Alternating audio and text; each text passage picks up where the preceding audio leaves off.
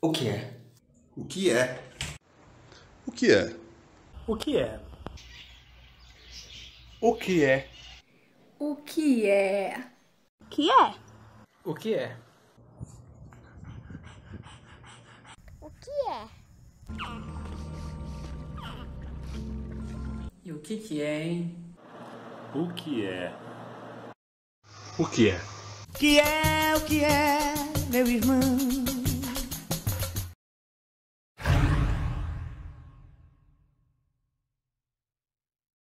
Bom, boa noite a todos e todas.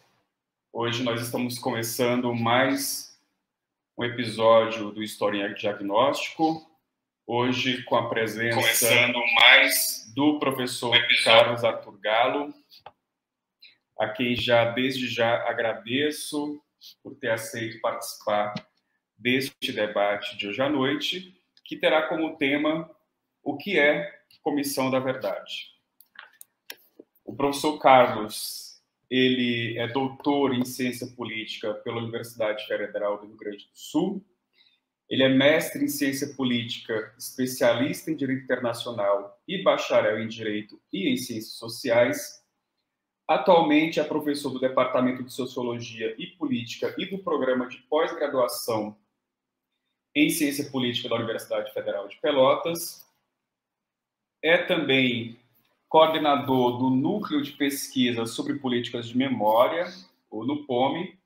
Tem vários artigos publicados, vários livros publicados sobre a temática da justiça de transição, sobre comissões da verdade, entre os quais este trabalho, que é um acerto de contas com o passado, que é resultado da sua tese de doutorado. Então, mais uma vez, eu gostaria de agradecer ao Carlos, agradecer também ao professor Igor Klein-Belchior, coordenador desse projeto. E, sem mais delongas, gostaria de passar agora a palavra ao professor Carlos para falar um pouco para a gente sobre uma temática tão importante, né, e tão urgente nesses tempos, enfim, confusos, sombrios, que é sobre as comissões da verdade. Carlos, a palavra está com você. Bom, boa noite, consegue me ouvir? Apenas para fazer aquele teste, então. Boa noite a todas e todos. É uma satisfação poder participar dessa atividade aqui da Universidade Estadual de Minas Gerais e começo, então, reiterando, assim, talvez esse legado positivo da pandemia, que é a gente poder fazer atividades, assim, nesse formato, né, naqueles momentos em que não tem como se deslocar, né? Adoraria poder estar em Minas Gerais nesse momento, né, mas a gente sabe que daí não tem como, então daí também não há, inclusive, verba para alguns deslocamentos na atual conjuntura, então daí esse legado da pandemia positivo, digamos assim, que a gente aprendeu a usar ferramentas que não usava, ele tem nos servido, né, e nos possibilitado, então, circular, ainda que de forma virtual, por universidades que a gente não teria como fazer isso pessoalmente nesse momento. Dito isso, assim, agradecer pessoalmente ao João, né, seja pelo convite, mas também pela apresentação, e inclusive aqui fez um merchandising do meu livro, mas enfim, o João e eu nos conhecemos já há alguns anos, né, João? Virtualmente, nunca nos vimos pessoalmente, por incrível que pareça, né, eu acho que há 7 ou 8 anos nos conhecemos, e de alguma maneira eu diria que somos colegas, né, tipo, não de instituição, mas em termos de pesquisa, né, compartilhamos temas, interesses, e também as preocupações com a conjuntura atual, né, que esperemos, pelo menos no que diz respeito ao contexto brasileiro, que mude um pouco a partir, né, dos próximos momentos. Bom, né, né, que eu entendi, né, a partir da proposta, né, da atividade aqui desse projeto de extensão aqui da Estadual de Minas Gerais, né, no caso do campus de campanha, né, especificamente, e pelo que eu entendi da proposta, né, a ideia não é uma aula magna, não é um tom tão professoral, então é, de alguma maneira, falar, né, de um tema que é relevante, né, e que, enfim, que de alguma maneira também dialoga, né, óbvio, com os temas de pesquisa dos convidados e das convidadas, mas tentar falar dele de uma maneira um pouco mais abrangente, um pouco menos prolixa e parnasiana do que às vezes a academia costuma ser, né, de modo que, de alguma forma, possa, de repente, chegar para pessoas de outras áreas, né, de pesquisa, pessoas de outros cursos também, quem sabe, e, quem sabe, melhor ainda, para fora da universidade, né, que alguém que não seja da universidade esteja nos assistindo em algum momento, acabe, de alguma maneira, se valendo, então, dessa nossa atividade. E daí, então, começando pelo começo, né, o que é, afinal de contas, né, uma comissão da verdade? E, bom, tentar falar um pouco, né, em algumas, né, de uma maneira mais sintética, didática e dentro do possível clara, né, o que é uma comissão da verdade. Eu acho que para o público em geral, assim, e sobretudo na área das humanidades, né, quando a gente pensa no público acadêmico das humanidades, não é um grande mistério, né, o que é uma comissão da verdade. Mas ainda que não seja um grande mistério, eu diria que as pessoas às vezes têm ideia do que ela é, sobretudo no contexto brasileiro, porque nós tivemos uma comissão da verdade, né, em âmbito nacional que funcionou nos últimos anos, né, então as pessoas já ouviram falar, mas as pessoas em geral, mesmo na academia e mesmo nas humanidades, elas, embora conheçam a comissão da verdade que funcionou no Brasil, elas não necessariamente saberiam caracterizar, né, o que ela faz de fato, né, e tampouco, eu acho, conceituar. De uma maneira bem, assim, preliminar, eu acho, e bastante objetiva, eu diria que uma comissão da verdade, ela nada mais é do que uma política pública, tá? E, né, uma política pública que o Estado estabelece para resolver alguma questão pendente com o seu passado. Né? E isso é uma conceituação aqui, né, de uma maneira fora dos cânones, fora, né, das linguagens mais acadêmicas elaboradas, de uma maneira bem simplista até. A Comissão da Verdade é uma política pública que o Estado cria para lidar com alguma questão do seu passado. Tá? Claro, a gente agora vai tentar avançar um pouco com isso, né? Mas o que ela é de fato? Bom, ela é uma política pública no sentido de que é algo estabelecido a partir do Estado, né? Há uma lei que cria, há, né, um envolvimento, há uma ação estatal, né, no sentido de estabelecer uma comissão da verdade e cria, né, em termos bastante, né, evidentes, um organismo, né, um braço do Estado, a gente poderia dizer assim, que ele vai, de alguma forma, tentar resolver uma questão pendente com o nosso passado, né? Bom, no caso brasileiro, nós sabemos, né, ou a maioria de nós vai saber, bom, a Comissão da Verdade, ela lidou com o nosso passado recente, que é o caso da ditadura civil-militar, né, a ditadura de segurança nacional, né, e os acontecimentos, sobretudo pós-golpe de 64. Mas, quando a gente começa, né, a estudar o que são comissões da verdade, a gente vai se apropriando das discussões que foram feitas, né, e dos estudos, e a gente vai ver que as comissões da verdade, embora nos últimos anos elas tenham assumido essa roupagem que a nossa Comissão da Verdade assumiu a partir de 2012, elas nem sempre funcionaram da mesma forma, elas nem sempre foram denominadas da mesma forma, e elas, inclusive, não realizaram sempre as mesmas tarefas, né, que hoje se espera de uma comissão da verdade. E daí o que eu quero dizer com isso é, bom, as comissões da verdade, se hoje elas fazem parte do cotidiano de vários países, se hoje elas fazem parte de algo que vários países estabeleceram em algum momento, quando a gente faz uma análise retrospectiva a 10, 20, 30, 40 anos, se a gente for voltando no tempo e olhando, né, o que aconteceu em vários países do Ocidente, sobretudo, a gente vai ver que mecanismos semelhantes ao que a gente hoje chama de Comissão da Verdade, eles já existiram em outros momentos, ainda que com outro nome, e eles já realizaram tarefas parecidas, ainda que não necessariamente da mesma forma, né? E daí é interessante observar isso, né? As comissões da verdade, elas, né, têm um início que ele é anterior à conceituação teórica, né, que foi realizada em torno das comissões, né? E daí aqui até eu faço já uma referência expressa, né, a um dos principais trabalhos que, de alguma maneira, é o que conceituou comissões da verdade, para quem trabalha com esses temas já faz uns 20 anos, que é a pesquisa da Priscilla Rainer, né, uma pesquisadora, né, estrangeira, que ela publicou um livro, né, que é Unspeakable Truth, mais ou menos esse é o nome do livro, agora não lembro qual é a tradução exata, né, mas seria verdades indizíveis, intraduzíveis, alguma coisa assim. né, que a Priscilla Rainer escreveu, depois de analisar praticamente, né, 2 ou 3 dezenas de organismos, né, de comissões que a gente chama de comissões da verdade, mas que funcionaram em diversos países, né, do mundo, na África, na Europa e nas Américas, e que de alguma maneira lidaram com alguma questão pendente do passado recente desses países. A Priscilla Rainer, né, no livro dela, inclusive, ela daí vai tentar categorizar, né, e dizer o que é uma comissão da verdade, e ela não vai fugir muito do que eu disse antes, né? Ela vai dizer que comissões da verdade são comissões, né, organismos instituídos pelo Estado para estabelecer uma narrativa sobre os fatos de algum período traumático, né?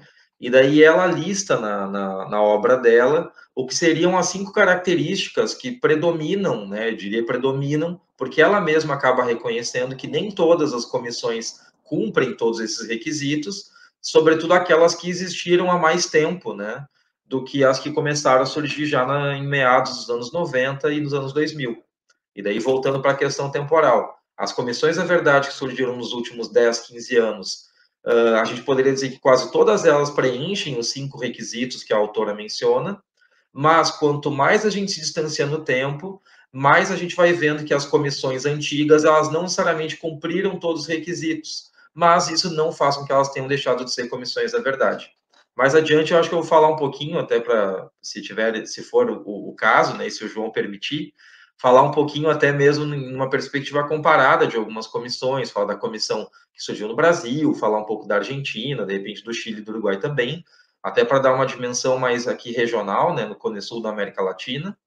Mas a gente tem outras comissões que existiram, né, e inclusive há uma discussão hoje sobre talvez a Comissão da Verdade em Portugal ter sido a primeira do mundo, né, que é uma discussão bastante recente também, e que ela não tinha sido analisada por várias pesquisas até recentemente, né, e tem uma pesquisadora portuguesa, que é a Joana Moraes, que ela acabou sendo, digamos assim, a pioneira, né, nos trabalhos, né, de categorização dessa Comissão da Verdade que teria existido em Portugal depois da queda do salazarismo. Mas, enfim, né, o que caracterizaria, então, uma Comissão da Verdade? A primeira questão, né, que é meio essencial, assim, é que comissões da verdade, né, esses organismos criados, né, então, para lidar com alguma coisa, eles têm um foco retrospectivo, né, ou seja, elas focam no passado, né, e daí a gente está falando, então, como uma primeira característica, não existe uma comissão da verdade para apurar algo que está acontecendo.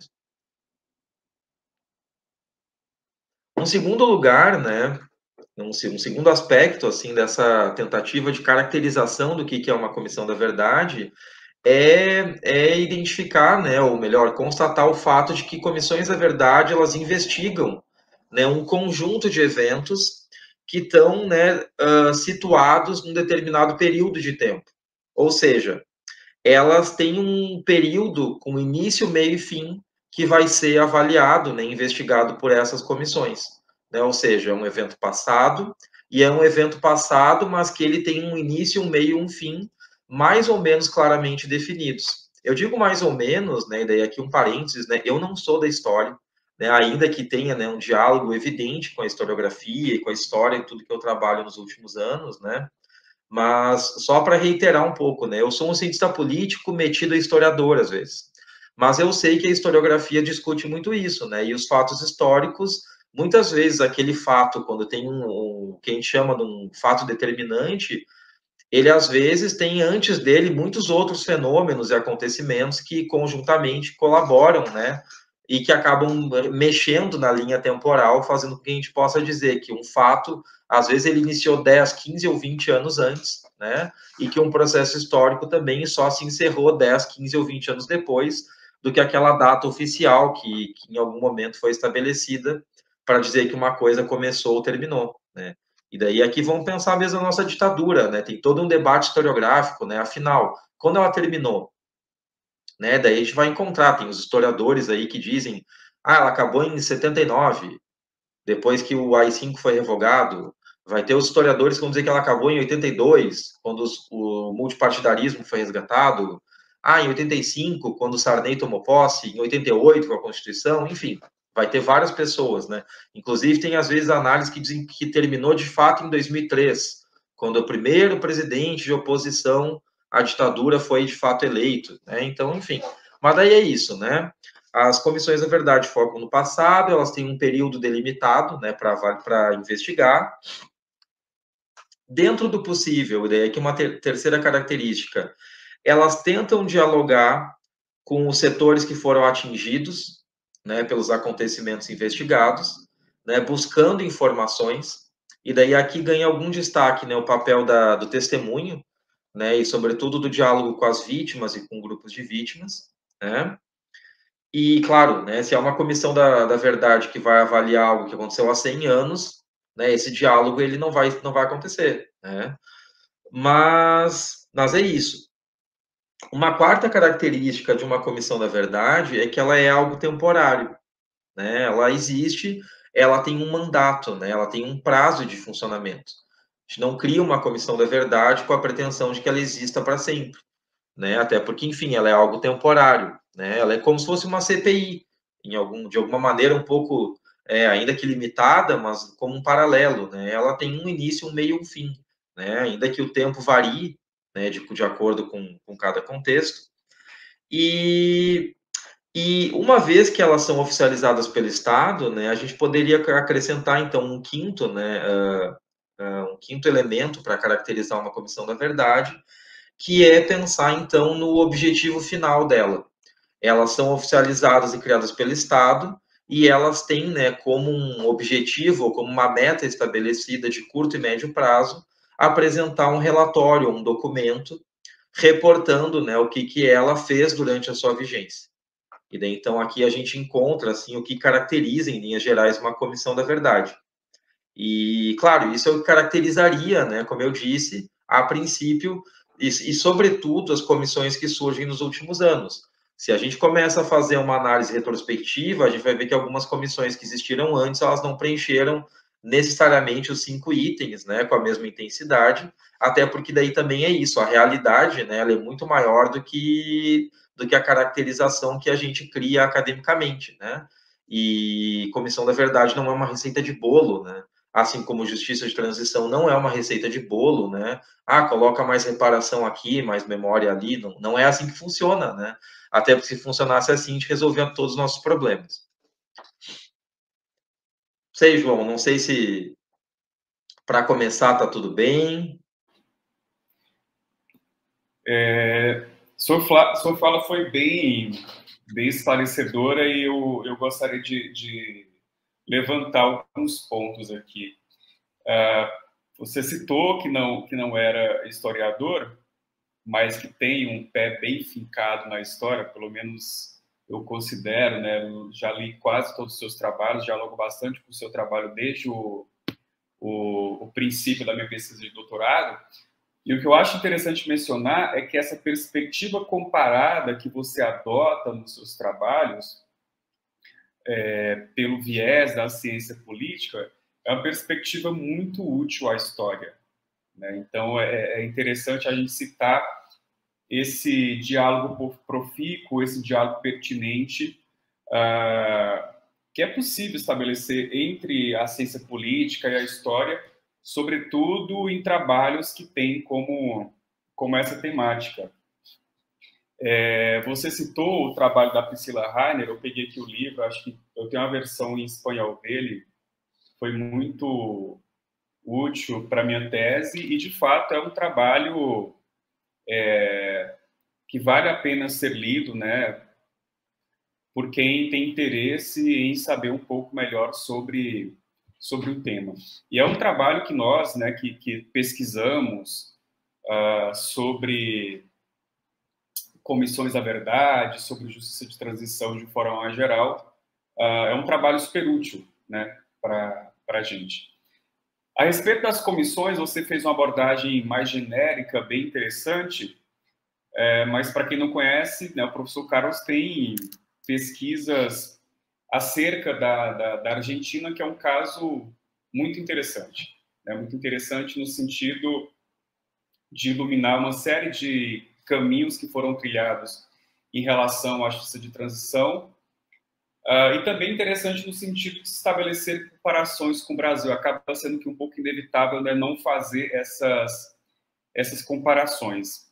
E aí, nesse sentido, eu gostaria que você falasse um pouco, fizesse uma avaliação, né, diante de tudo isso que você colocou, a respeito da Comissão Nacional da Verdade brasileira, que vigorou de 2012 a 2014. Né? O que é que você tem a dizer, que avaliação você faz a respeito da nossa realidade? Bom, perfeito, né, João? Começando assim com uma questão anterior ainda, para chegar até essa tentativa de avaliação da Comissão Nacional da Verdade no Brasil, né? Eu acho que o João mencionou algo que realmente faz parte um pouco da minha trajetória de pesquisa, e isso eu acho que foi algo bem marcado, assim, pelo lugar que eu estudei, né? Aqui na Universidade Federal do Rio Grande do Sul, tinha, né, um viés, né, e uma tentativa, né, de nos incentivar a fazer política comparada, né, muito forte quando eu fiz a pós-graduação. Hoje eu não sei como é que está o programa mudou muito o corpo docente, mudou as linhas de pesquisa, mas de alguma maneira, né, esse incentivo à comparação e o meu interesse pela ditadura no Brasil, num primeiro momento, acabou me fazendo, né, abrir esse leque de pesquisa para a política comparada. Para falar sobre isso, né, daí, inclusive, eu acho importante daí resgatar algo, né, como eu fiz um panorama mais geral, né, sobre comissões da verdade, né, a partir da Priscila Rainer. Eu falei no que aproxima as experiências e o que caracteriza. Mas daí, para chegar, então, e falar um pouco do caso argentino e fazer uma análise do brasileiro, agora eu acho importante eu falar um pouco do que varia, né, em alguns aspectos, né, nas comissões da verdade, para a gente entender, né, e daí, enfim, se aqueles elementos que eu mencionei, né, aqueles 5 elementos, né, aproximam as experiências, né, ou seja, elas focam no passado, elas têm um período de tempo delimitado, né, para fazer a sua análise, investigação, elas tentam estabelecer diálogo com as vítimas, e daí eu falava do papel do testemunho, elas têm um mandato, né, uma duração de atuação determinada, né, previamente, ou seja, não dura para sempre o trabalho de uma comissão da verdade, e elas, né, também tem como uma das suas metas, né, intermediárias de curto e médio prazo produzir um documento. Se tudo isso faz parte, né, tem coisas que variam, e daí a gente, né, pode ver isso claramente quando pensa na perspectiva comparada, né? O que varia nas comissões? O próprio nome, né? E daí a Comissão da Verdade não necessariamente tem que ser o nome dela, né? Ou seja, a Comissão Nacional da Verdade Brasileira adotou um nome que a gente poderia dizer tradicional, né? Mas nem todas se chamam Comissão da Verdade, nem todas têm verdade no nome, né? E aí por diante. E, sobretudo, pela experiência histórica, né? Se a gente for pegar aqui as comissões na América Latina, né, ou no Conesul, tem a Comissão para a Paz, né, que teve uma no Uruguai com esse nome, tem, né, também para a Paz, né, na Colômbia, né, tem a Comissão da Verdade e Reconciliação, que foi criada, né, na África do Sul. O Chile também teve uma Comissão da Verdade e da Reconciliação, né?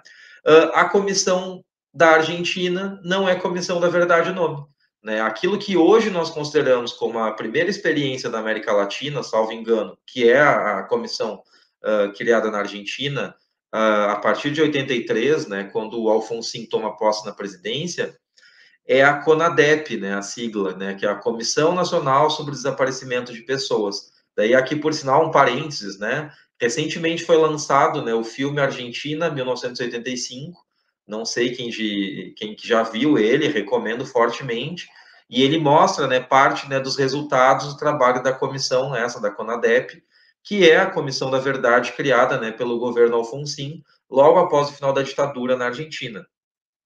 Né? Então, o nome varia. E se a gente for mais atrás ainda, historicamente, a gente chega na comissão que foi criada em Portugal, depois do fim do salazarismo, né, após a Revolução dos Cravos, que é a comissão, né, sobre o Livro Negro, né, que foi uma comissão criada, né, para investigar os crimes cometidos pelo fascismo português. Né? Então, ou seja, a gente vê numa perspectiva comparada claramente, né, que o nome não é necessariamente, né, o mesmo, mas o conteúdo é o que vai aproximar as experiências, porque todas elas fizeram um trabalho parecido em curto, médio e longo prazo. Uma outra coisa, né, que de alguma forma varia um pouco quando a gente olha comparativamente, né, é a definição também dos integrantes das comissões. A gente consegue visualizar que existem comissões da verdade que elas acabam sendo formadas, né, por uma equipe de comissionários, né, ou comissionárias, né, que eles vão desde uma formação mais técnica até uma formação também mais de notáveis, né, para compor o quadro, né. E daí, de novo, a gente vê claramente isso nos exemplos que nós temos. A comissão da verdade, as comissões da verdade em geral, né, e daí aqui um ponto para o pessoal do direito, né, e daí por uma razão também mais ou menos evidente, as comissões da verdade, na média, elas têm na sua composição integrantes do campo jurídico.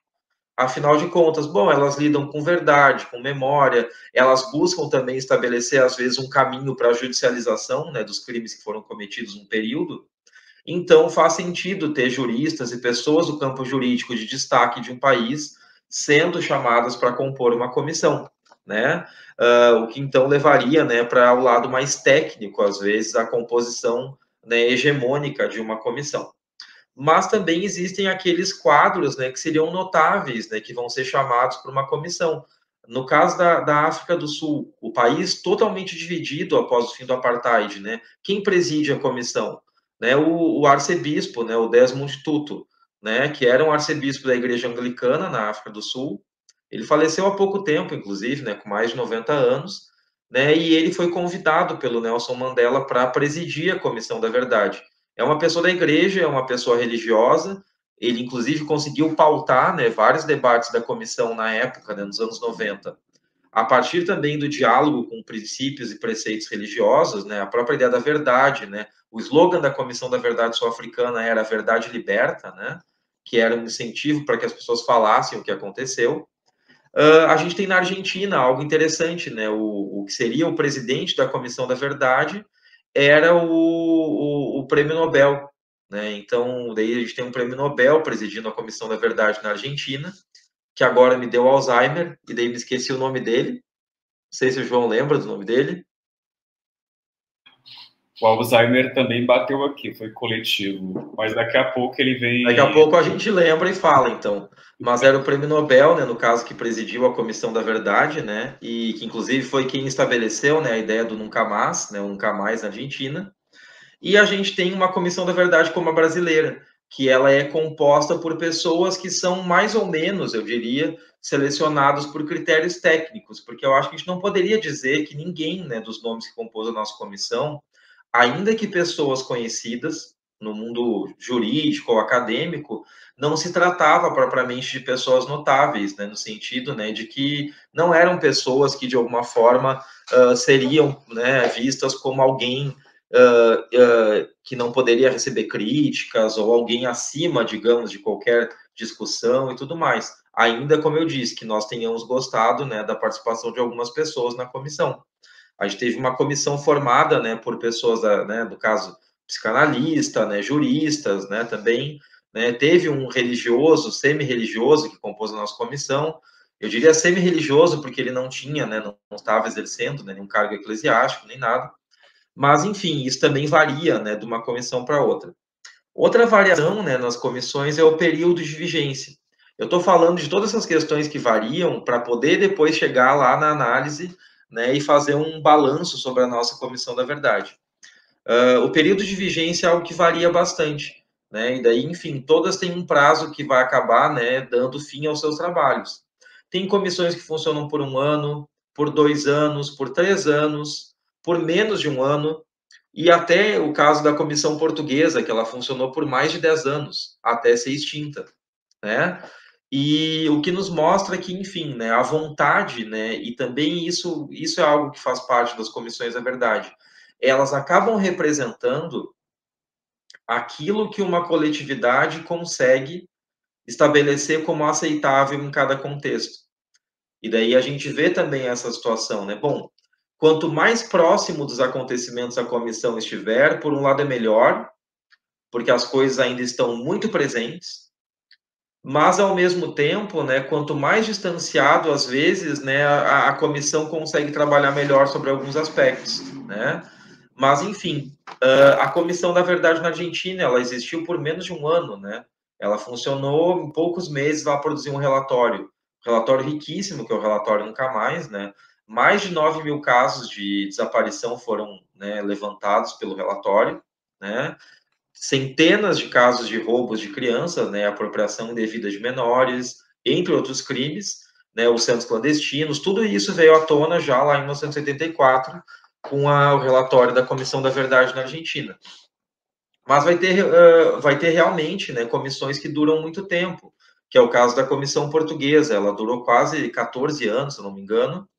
Ela vai funcionar de 78 até 91, 92, que é quando encerram os trabalhos dela, e ela produz mais de 25 tomos de um relatório sobre os crimes do fascismo, né? Um documento detalhadíssimo, mas que teve uma circulação bastante restrita, comparado ao que acontece, por exemplo, hoje, né? Que com novas tecnologias, tem um relatório de uma comissão, ele vira um PDF, ele circula a exaustão, comparado ao que acontecia há 20, 30, 40 anos, que tudo dependia de estar impresso no papel, circulação e tudo mais.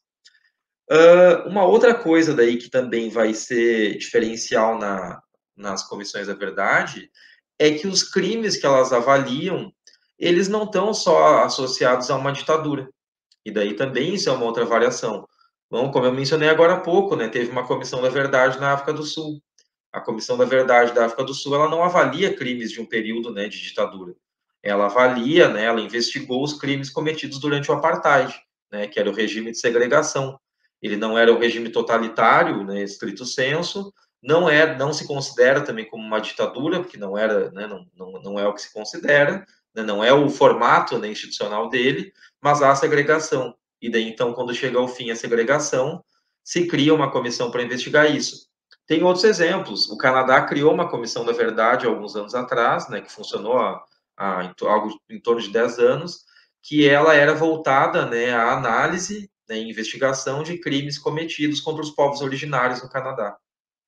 Ou seja, a gente vai encontrar, óbvio, comissões da verdade. Pode parecer que é sinônimo de ditadura, não é sinônimo de ditadura, né? Outros tipos de conflitos. É o caso da Colômbia.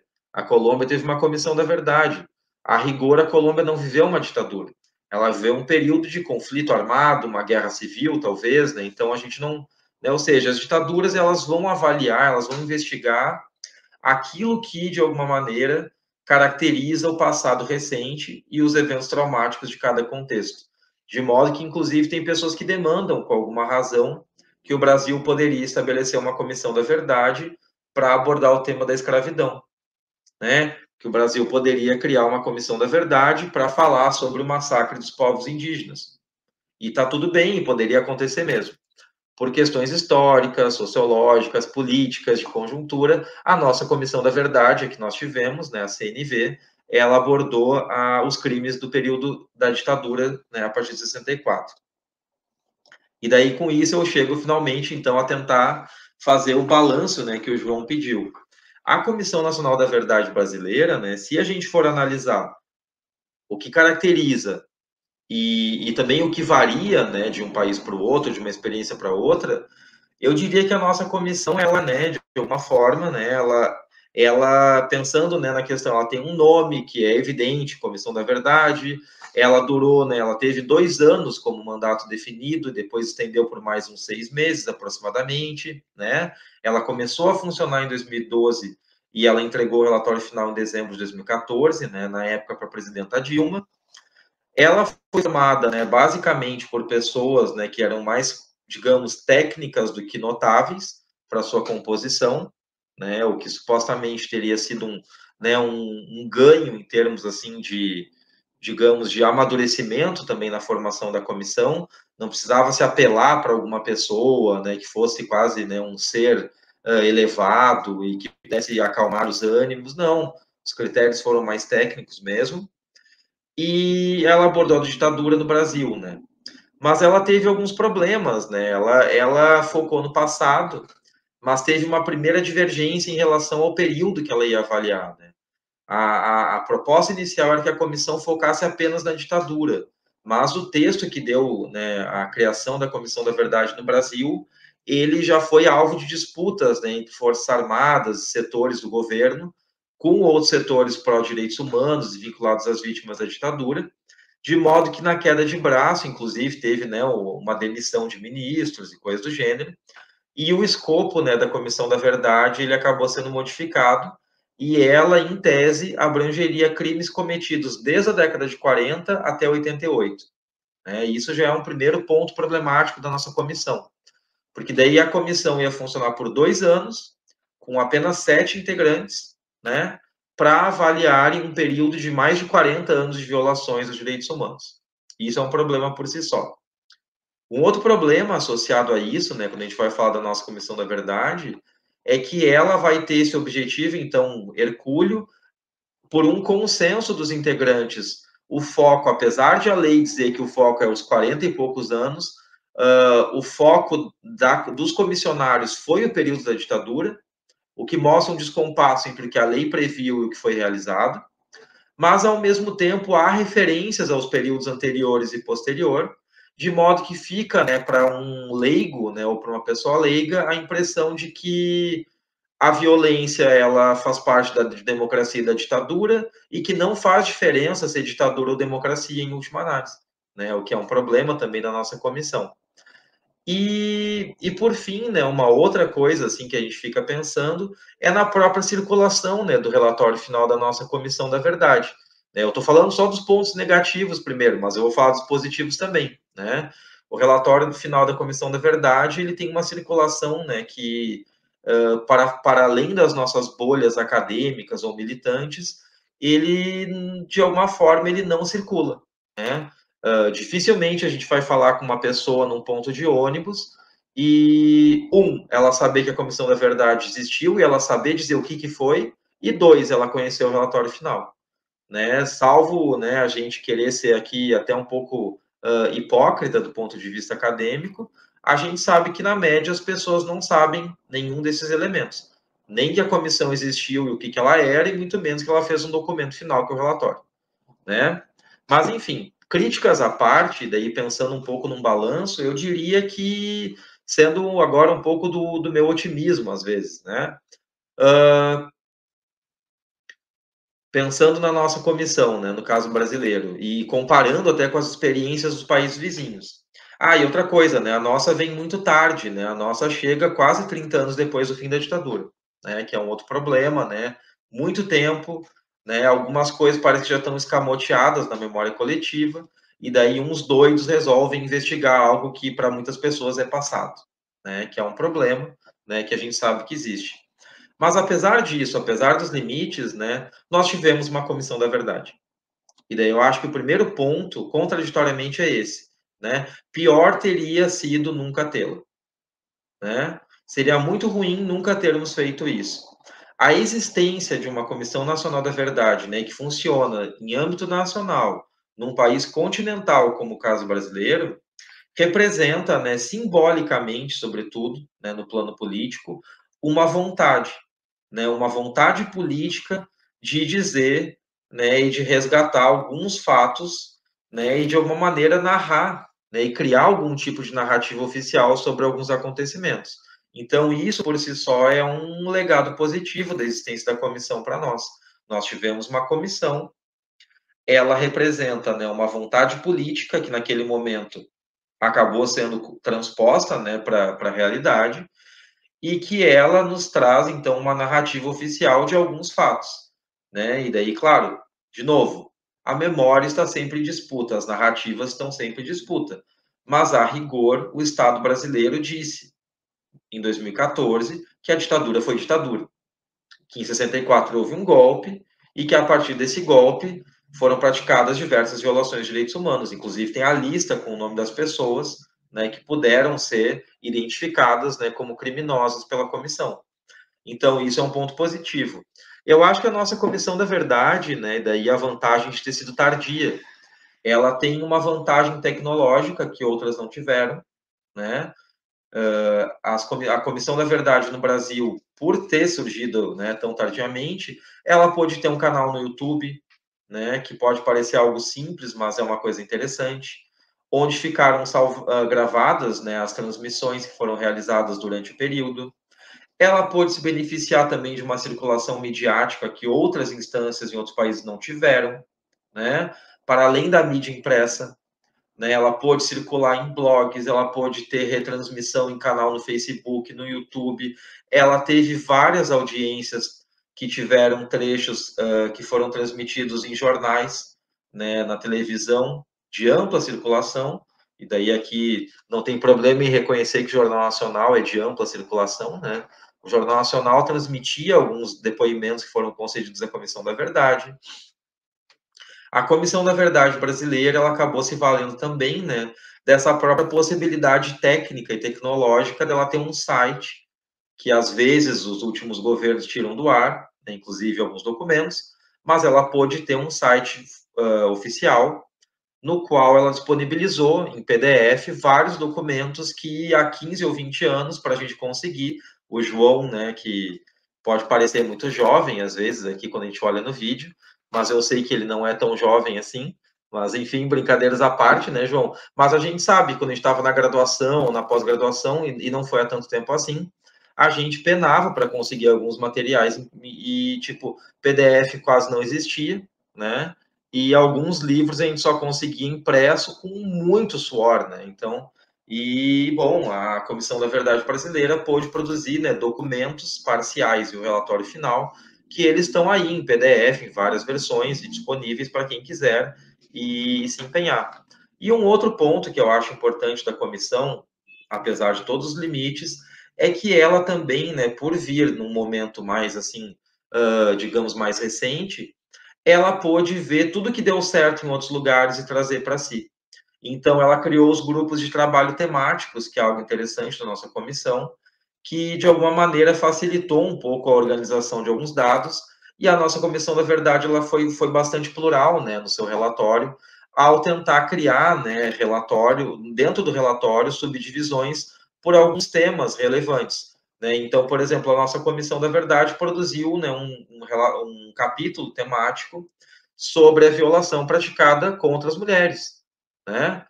Tem críticas a ele? Óbvio que tem críticas, mas existe. Né? Tem um capítulo temático sobre a violência que foi praticada durante a ditadura contra a população LGBT+. Tem um capítulo temático, né, das violações contra povos indígenas e no campo. Então, isso é algo que eu acho que vale a pena destacar como um legado positivo, né, e como algo positivo da nossa comissão. Agora, claro, existem as críticas, né.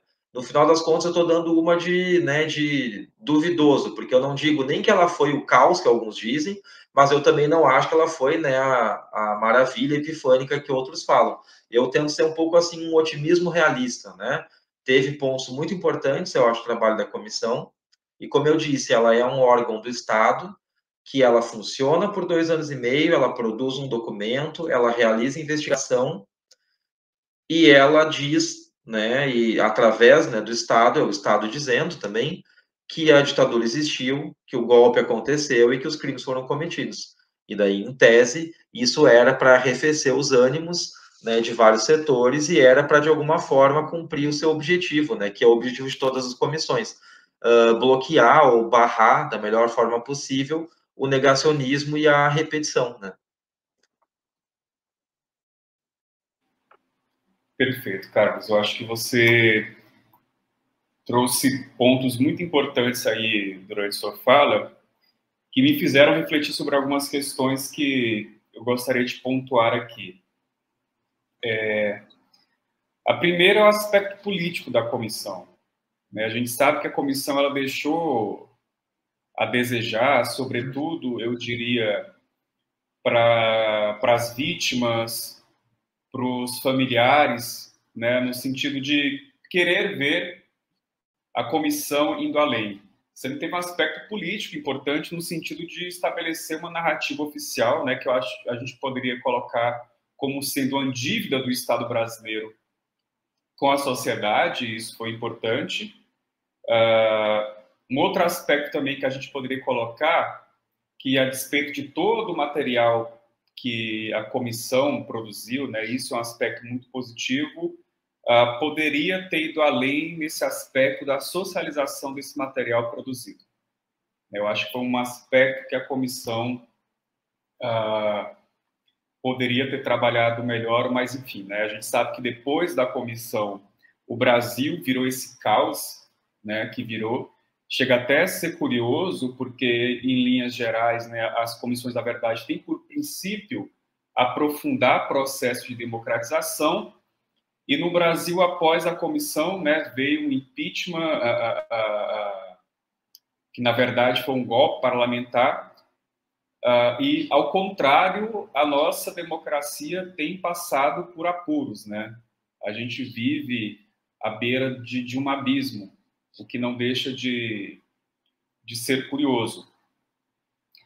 Bom, eu acho que a sua fala foi bem esclarecedora, assim, para quem deseja entender o que é uma Comissão Nacional o que é uma Comissão da Verdade, como que funcionou a Comissão Nacional da Verdade brasileira. Esse nosso debate de hoje vai ficar disponível para quem quiser nos assistir no canal do curso de História da UENG de Campanha. Então, mais uma vez, eu gostaria de agradecer muito, Carlos, por ter se disponibilizado a falar um pouco conosco. Eu sei que sua agenda é bastante corrida, né? O Carlos, ele é um querido, apesar dele ter colocado no começo que a gente não se conhece pessoalmente, o que é curioso, porque a gente já dialoga aí tem uns 6, 7 anos, né? Bastante tempo.